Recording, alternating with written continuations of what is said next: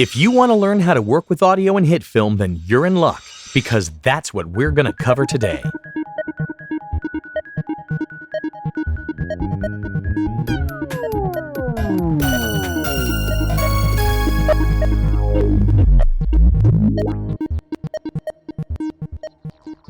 Hitfilm is world-class as a VFX and compositing program, but its audio abilities aren't quite as polished. Still, every version of Hitfilm improves on the audio end, and with Hitfilm 2017, Hitfilm finally has almost all the tools needed to put together a perfect mix. I'm Mike Miller from Tri-M Visual, and today we're going to talk about audio in Hitfilm. This tutorial is recorded in Hitfilm Pro 2017 on Windows. However, except for the audio mixer panel, audio sync, and track envelopes, the information here should apply to all earlier versions of Hitfilm. Mac users will just have to perform the usual Control-Command-Alt-Option substitutions. The vast majority of audio editing takes place in the editor timeline. In the editor timeline, you can take full advantage of having audio tracks separated from video tracks, having visible displays of your waveforms, and the audio mixer panel, which is new in Hitfilm 2017. We'll look at the advantages and limitations of working with audio in a composite shot later in this tutorial, but for most of it, we're going to stay in the editor timeline.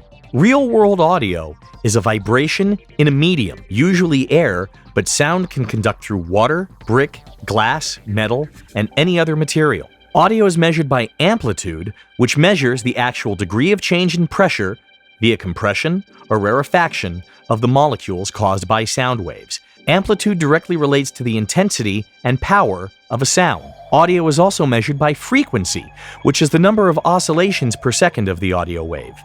Lower frequency sounds have a lower pitch. Higher frequency sounds have a higher pitch. Amplitude is measured in decibels. There are several different decibel scales used in acoustics and digital audio. dBSPL, or decibel sound pressure level, is the most commonly used scale in acoustics.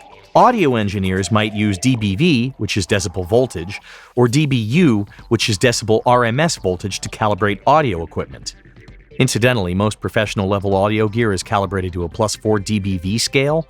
Most consumer-level audio gear is calibrated to a -10 dBV scale. While outboard audio gear is outside the scope of this tutorial, knowing which scale your gear is calibrated to, and when you have to either amplify or attenuate a signal to proper levels, is something you should really research on your own.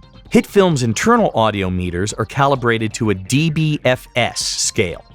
This means dB full scale. In a dBFS scale, 0 represents the absolute maximum value a device can handle before clipping occurs. Hitfilm's meters go above 0 dB, but this is only to show you how much you need to turn a mix down to avoid clipping. Frequency is measured in cycles per second, or hertz, or kilohertz. Human hearing goes from about 20 hertz to about 20,000 hertz, or 20 hertz to 20 kilohertz. Analog audio recording used a magnet suspended in a coil attached to the microphone diaphragm. Sound waves hitting the diaphragm would vibrate the magnet in the coil, which caused fluctuations in an electrical signal. Analog recording captures this changing waveform as either a magnetic pattern, tape, or as a varied shape in a groove, say vinyl records. When this signal is played back, the changing electrical signal causes a magnet in a coil attached to a diaphragm in either your headphones or your speaker to vibrate. This pushes the diaphragm in the headphones or speaker and generates sound waves in the air. Digital audio converts this analog electrical wave into binary zeros and ones. Digital audio is measured in bit rates. Most digital audio these days is in 16-bit or 24-bit, and the bits represent how much data is used to sample an instant of sound. Because 24-bit audio uses more numbers than 16-bit audio, 24-bit audio can record a wider volume range than 16-bit audio with finer gradations between amplitude levels. Digital audio is also measured by a sample rate, which is a range of frequencies. 44.1K is the most common and used in CD audio. 48K is often used in digital video production, while 96K or even higher is used for high-end audio mastering. In general, the highest frequency a digital signal can represent is 1/2 of the sample rate. This is called the Nyquist frequency. Since human hearing tops out around 20K, in theory a 44.1K CD recording can reproduce frequencies above human hearing. However, higher sample rates use more data to provide smoother frequency response with high frequencies. You'll often hear reference to clipping when talking about audio. Clipping is what happens when an audio waveform exceeds the ability of a device to record or reproduce the signal. All audio power above the maximum allowed level clips off at that maximum level. This generates a very ugly sounding distortion. And if you have seriously clipped audio, there's pretty much nothing you can do about it. There are many audio tools and plugins designed to restore clipped audio, and to be blunt, none of them work very well. If you have just a short moment of audio clipping, audio restoration might be able to smooth it out to a relatively unnoticeable level. But if your audio is going right up above clipping and staying there, nothing you are ever going to be able to do that's going to be able to make that audio sound good. That's enough theory. Let's jump into Hitfilm and start working with the tools, shall we? Here we are in Hitfilm Pro 2017, and the first thing to do is make certain that you can actually see the audio meters and the audio mixer panel. Right now, we can't. If your audio meters and audio mixer are not visible on screen, come up to the Workspaces menu at the top of the file bar, click, and go ahead and activate those. Audio panels, like any other panel in the Hitfilm interface, can be resized, moved, and combined. For further information on how to customize the interface, go ahead and check out my earlier tutorial, How to Use the Hitfilm Interface, at about 9 minutes and 40 seconds. For now, I'm going to go ahead and turn off the audio mixer and leave the audio meters active. Audio files can be imported into Hitfilm, the same as any other media file, by clicking the Import Media button in the Media panel. In the File Import dialog, you can choose to filter media files by certain selected types, show all supported media, or all files. Audio files can be selected for import, or multiple files can be selected for import by using the standard Shift or Control-click modifiers in the operating system. Once media files have been imported into your project, they can be sorted into folders like any other media. For more information on sorting media into folders, see my prior tutorial, How to Edit in Hitfilm, starting at 3 minutes and 25 seconds. Oh look, I'm on camera. Don't get used to it, it won't happen very often, but we are going to need to talk about how to deal with syncing camera sound and external audio. Camera sound, external audio. Auto sync. Hitfilm Pro 2017.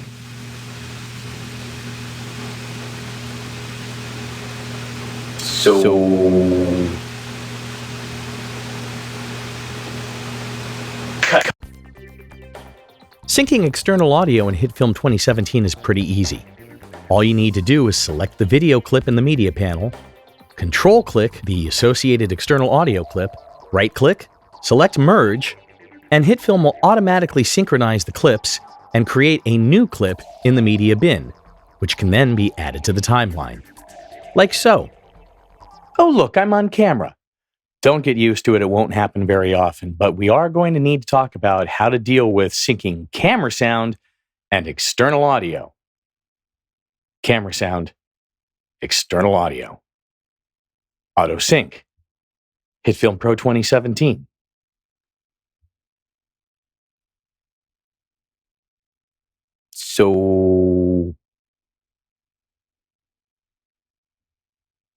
Cut. Once audio files have been imported into your project, they can be added to the editor timeline simply by clicking and dragging.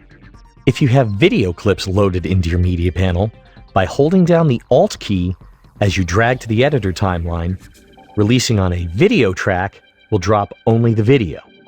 By Alt dragging onto the editor timeline and dropping on an audio track, you will drop only the audio. Without holding down the Alt key and dragging to a track, you drop both the video and the audio. Now that we have some media on the timeline, let's look at how we can customize the editor timeline for audio editing. The timeline itself can be expanded by putting the mouse at the top of the timeline panel until it becomes a double-headed arrow and dragging up.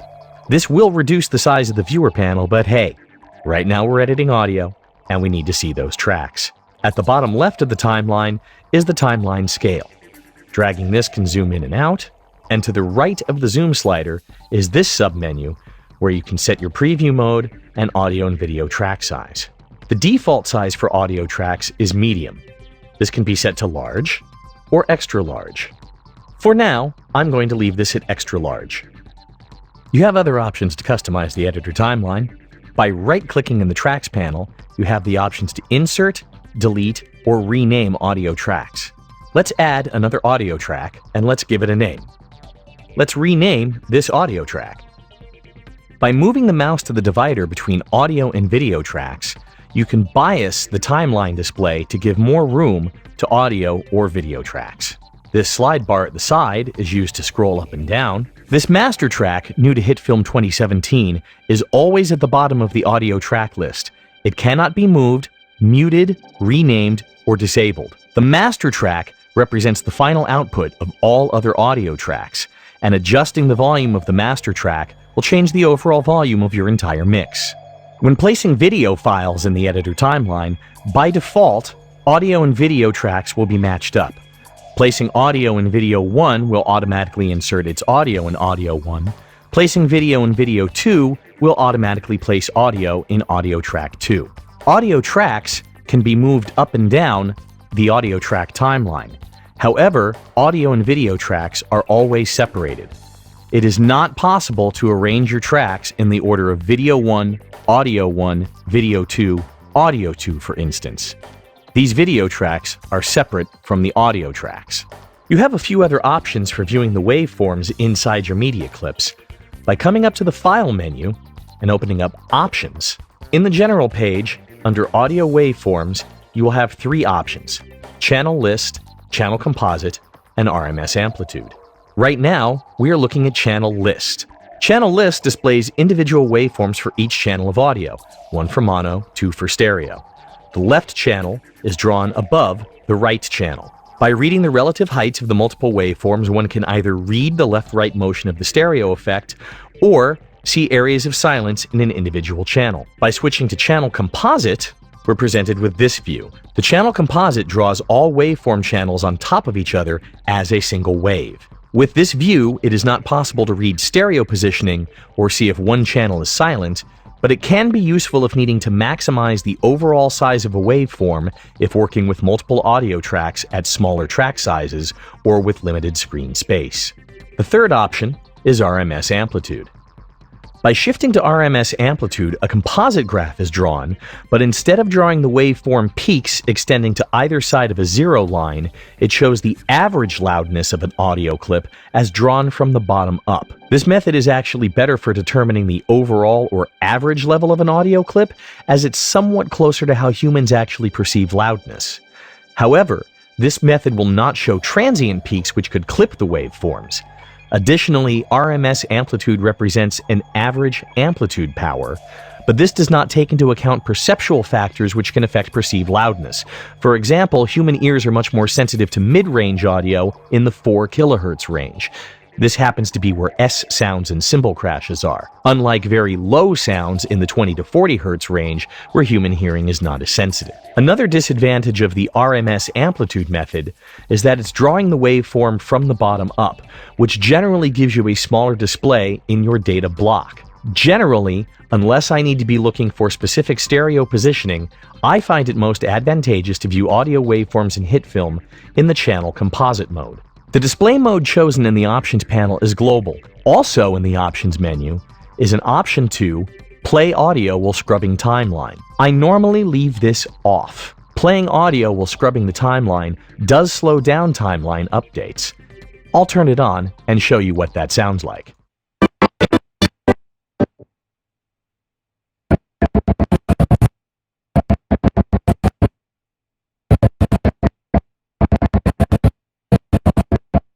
I think that's kind of annoying.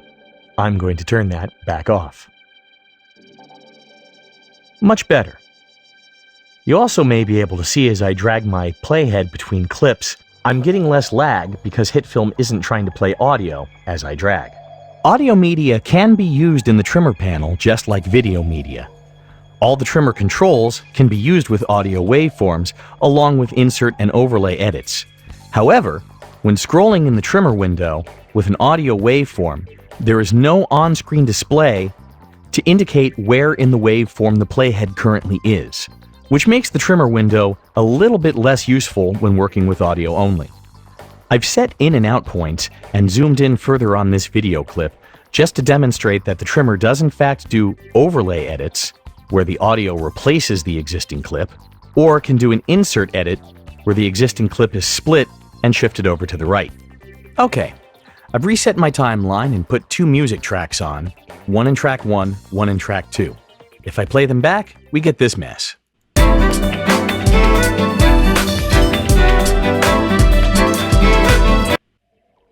Sorry about that. So, to the left side of each track, you see a blue speaker icon. By toggling this, I can turn a track off and on. So now I have this. By switching those, we can hear the other piece.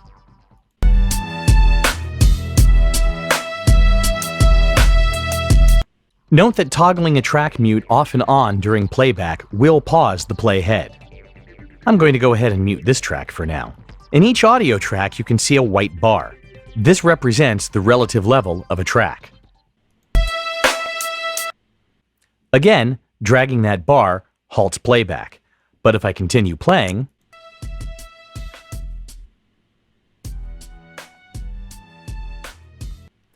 we can see that I'm at a lower level.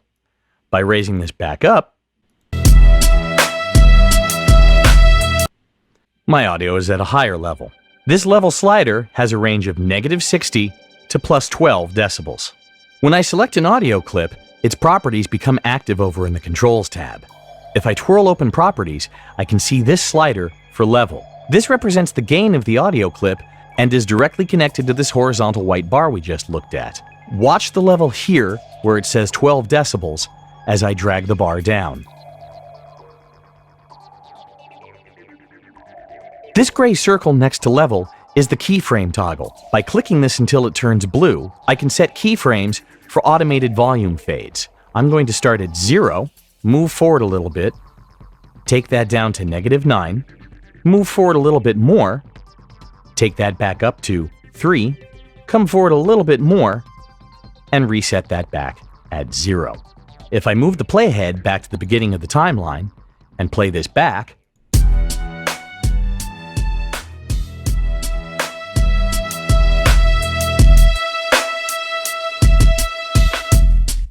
note that once I've activated keyframing, I can no longer directly click and drag on this line in the clip.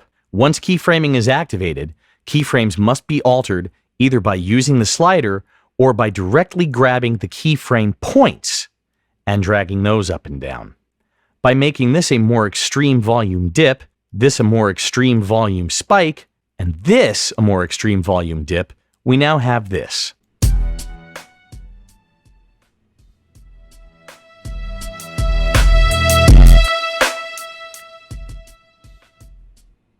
By right-clicking on an existing volume point, I have the option of deleting it. Note that the keyframe navigation and keyframe toggle buttons do not work on audio-level keyframes. Each individual clip, of course, can have its own level keyframes. I've set my screen recorder software to not capture the audio being played back by Hitfilm. There will be audio playing, you just won't be able to hear it, so you can better hear me as we talk about the audio meters. I know how exciting that is. Right now we're playing back track 1. Track 1 still has an audio fade on it, going from 0 decibels down to something much lower and back up to 0 decibels. Over here on the right are the audio meters. The audio meters are a graphic representation of the loudness of your audio channels. The meters go from -120 decibels, which is well below the theoretical limit of human hearing, all the way up to +6 decibels. But remember, Hitfilm's meters are calibrated on a dBFS scale. This means decibel full scale, where 0 decibels represents the absolute maximum value Hitfilm can encode on export without clipping. Values that go above 0 are going to clip. So while the meters extend to +6 decibels, this is just headroom to show you how much you need to turn your volume down if you are going above 0 dB.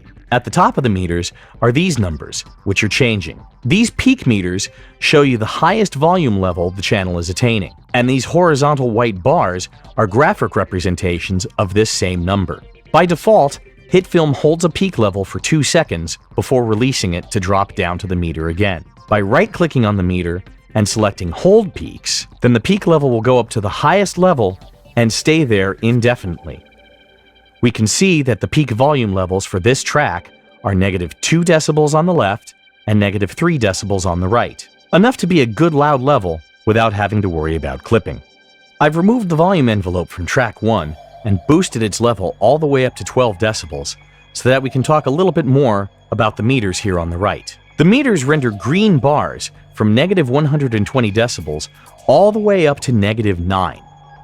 Once we hit -9, we start getting a gradient shading through yellow and orange to show you that you are getting close to red. Once you hit 0 decibels or above, everything turns red, including these numbers up here for the peak meters. Red is bad. Just remember, if you're ever seeing red in your meter bars or peak levels, it's too loud. I'm not too old, it's too loud, you need to turn it down. I'm going to turn this track back down to 0 decibels. Everything we've talked about so far has applied to earlier versions of Hitfilm. I'm going to turn off the audio meters, and I'm going to turn on the audio mixer panel, and we'll get into some of the new features exclusive to Hitfilm 2017. Users of earlier versions should go ahead and hang in here, check out the newest features, and after we talk about the audio mixer panel, we'll get back into things that apply to everybody. My screen recording software is still set to not capture audio from Hitfilm, so we won't hear anything. We'll just have to use the meters on screen for reference. The display of the audio mixer panel is very similar to that of the audio meters. We still have the same bars, we still have the same peak hold indicators, we still have the same indicators up on top. Here we can see a meter for track 1. This inactive meter is track 2. If I unmute track 2 and start playing back, then we can see that both meters are playing. To the right is the master audio channel. I'm going to mute track 2 again and start playing back. Note that while I only have one audio track playing, that my peaks are going right up to about 0, both on track 1 and on the master track. But if I turn on track 2, now we can see that I'm in trouble. Because I have 2 audio tracks playing back at the same time, my master level is extending above 0 decibels, all the way to 3. What are we going to do about that? Well, this is where the audio mixer panel comes in handy. To the left of each meter is a fader. These faders have the same function as the volume bar in the media clip, dragging up and down the level of a channel. However, when I drag this fader down, audio playback doesn't stop. So by using the audio mixer panel, I have real-time adjustment over the volume of my mix. Pulling the level of the master fader down takes care of that clip on my mixed output. Now I know that the final output of both of these tracks is legal. I've gone ahead and re-enabled my screen capture software capturing the sound coming out of Hitfilm for this.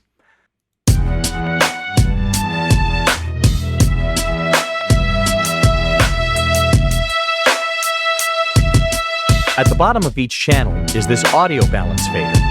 This audio balance fader controls the left and right stereo positioning of the audio in the channel. These numbers are read from -100 for all the way to the left to 100 for all the way to the right. By double-clicking this number at the bottom, I can input a value. Clicking 0 centers my audio again.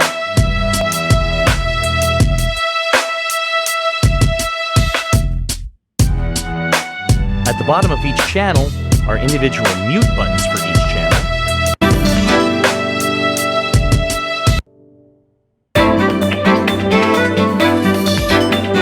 So I can turn tracks off and on in real time. Next to the mute button is a solo button. Clicking on the solo button mutes all other tracks other than the solo channel. Multiple channels can be soloed at the same time.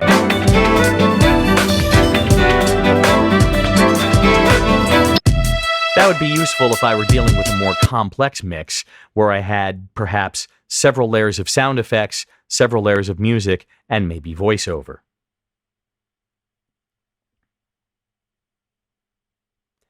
I'm going to go ahead and mute track 2 and unsolo track 1. Next to the solo button is an Enable-Disable Animation button. This activates keyframing for the channel, just like over in the Properties level. Let's go ahead and turn on keyframing for track 1 and start playing back.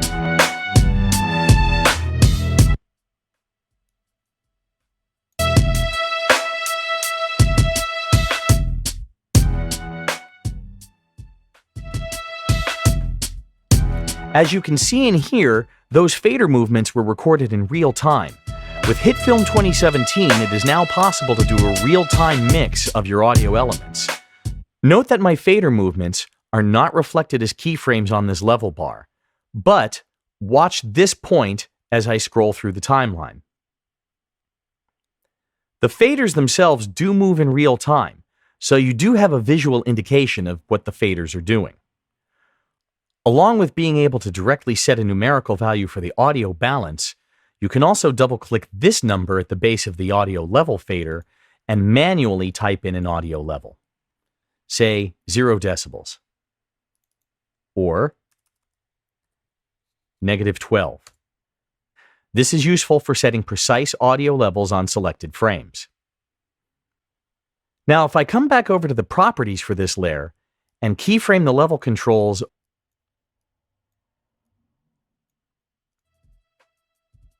the level keyframes and the recorded fader movements will combine to affect the overall level of the track.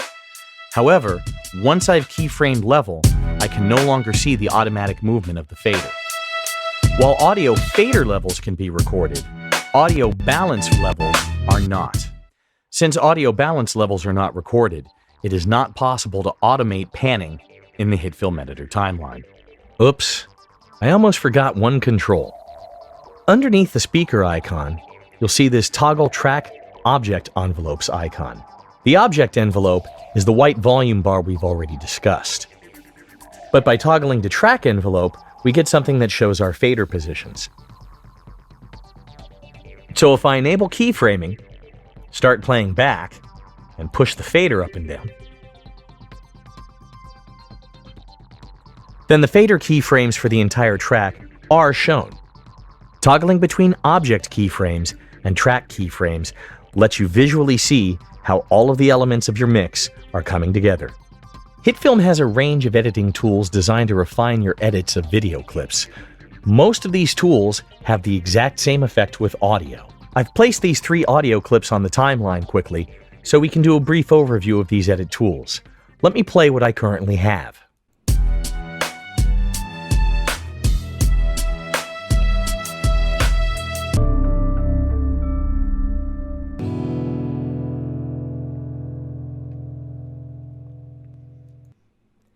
Not wonderful, but I am using license-free, royalty-free music for illustration. The normal editing tool in Hitfilm is the selection tool, which is enabled by default. This allows you to quickly move clips around the timeline. When moving clips with the selection tool, moving one clip to overlap the other will automatically truncate the existing clip. Let me undo that. The hand tool is just to scroll back and forth along the timeline. The slice tool simply splits a clip on the frame where it is clicked on. The slip tool adjusts the in and out points of a selected clip without changing its size. If we were doing this to a video clip, the new in and out frames would be displayed in the viewer window. Since we're working with audio, all we get is a time display right below the cursor. Changing the in and out clips now makes that transition sound like this.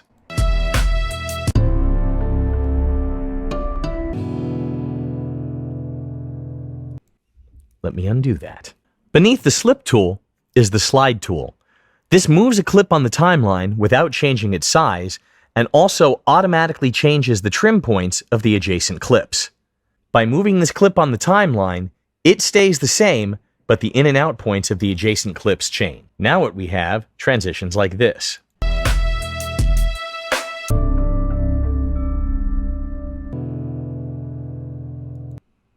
If I slide this clip back here, we get this.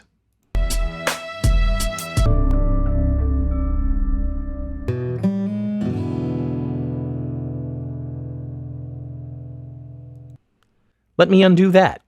Underneath the slide tool is the ripple edit tool. I'm going to go back to the selection tool for a moment to better illustrate what the ripple tool does. With the select tool activated, changing the in or out point of a clip leaves a gap in the timeline. If I undo that and select the ripple edit tool and change the in point of this clip again, you will see that the gap is automatically collapsed and clips to the right are automatically moved over to fill that gap. This leaves us sounding like this.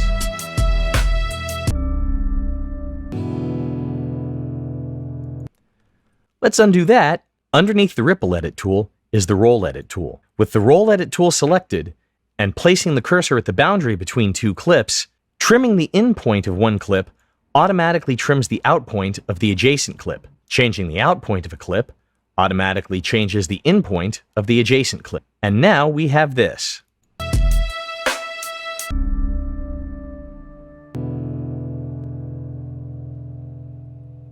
Finally, at the bottom is the Rate Stretch tool. I'm going to delete these two clips, shift to the Selection Edit tool for a moment, and drag this clip out to its full length. Then go back and reselect the Rate Stretch tool. Let me play this back quickly to hear it normally. So with the Rate Stretch tool selected, dragging the handles of the clip, extend it, also increasing or decreasing its speed.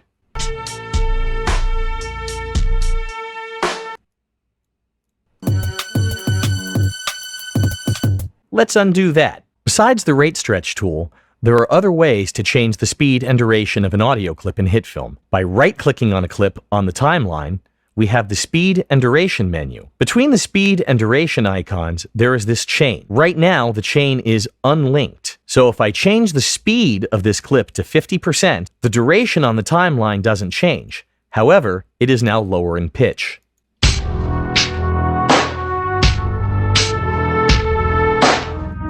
I'll undo that and return to the Speed Duration menu. By changing the duration from 10 seconds to 5 seconds, the duration of the clip is changed, but the speed is left the same. I'll undo that, right-click again, and return to the Speed Duration menu.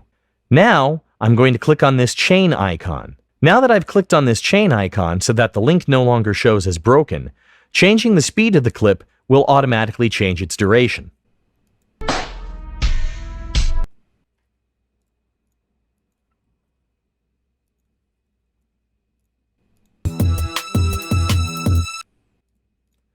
Setting the speed and duration back to 100% restores the clip to its original form. I've loaded this up again. Oh look, I'm on camera. Don't get used to it, it won't happen very often.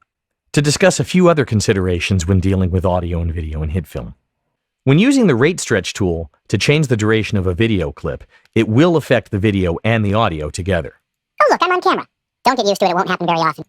However, when right-clicking on a video clip in the media pool and selecting the properties and changing the FPS of a file, oh look, I'm on camera. Don't get used to it, it won't happen very often. The video speed will change, but the audio will not.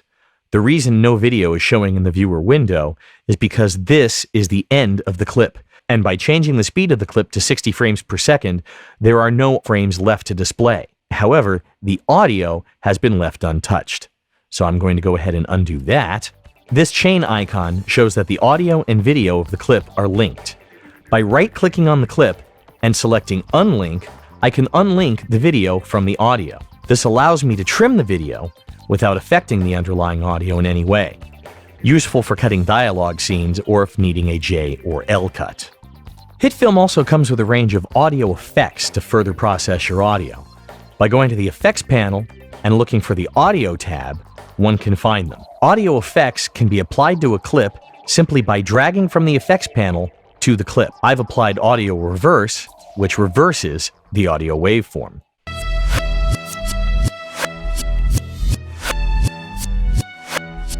Effects can also be added to audio clips in the Controls panel by clicking the plus icon next to the word Effects. Clicking the plus icon opens up a pop-up version of the Effects browser under the cursor, where effects can be selected directly from the menu. Audio effects cannot be keyframed in the editor timeline. However, audio effects can be keyframed in composite shots. We'll look a little bit more at audio and composite shots in a few minutes. Hitfilm also comes with a couple of audio transitions, which are also found in the Effects panel. Just scroll down the Effects panel and look for Transitions, Audio. There are only two transitions, Fade, which is a fade out, and Crossfade. To apply Crossfade, simply drag Crossfade to the transition point between two clips. With the crossfade effect applied, rather than cutting to the new audio, it will crossfade. The timing of a fade can be changed by grabbing the handle and dragging it out. The timing of a crossfade can be changed by grabbing the handles and dragging those out. Let's make these much longer crossfades, with a longer fade up, and see what that sounds like.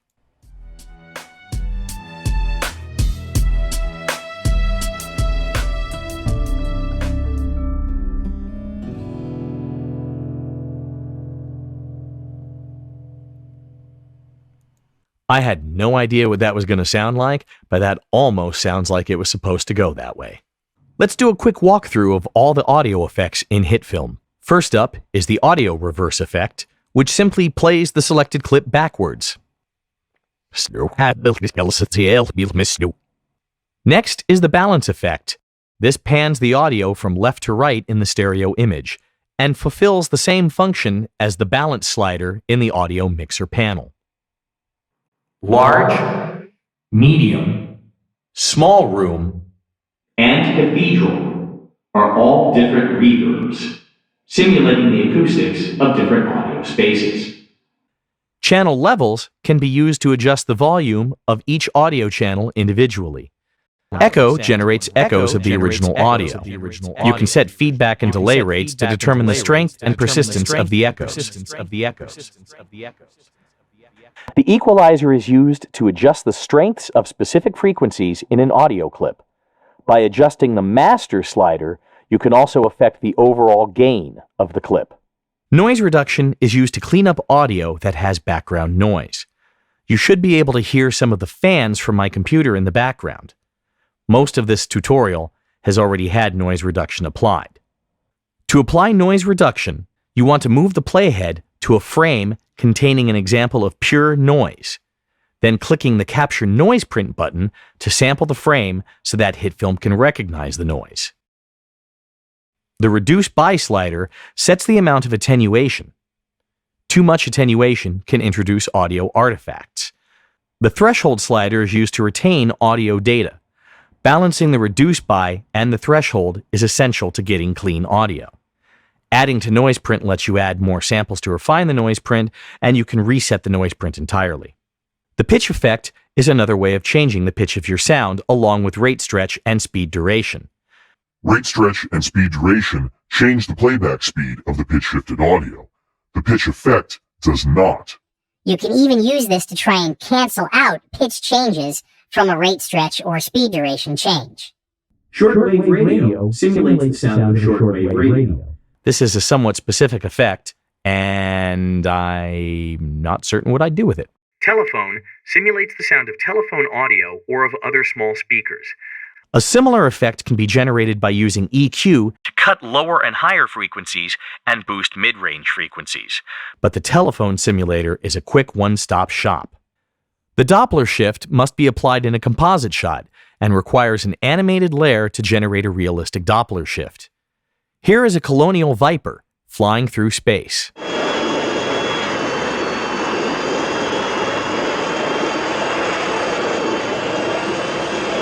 And here is the same colonial viper flying through space with the Doppler shift effect, tracking the position of the viper.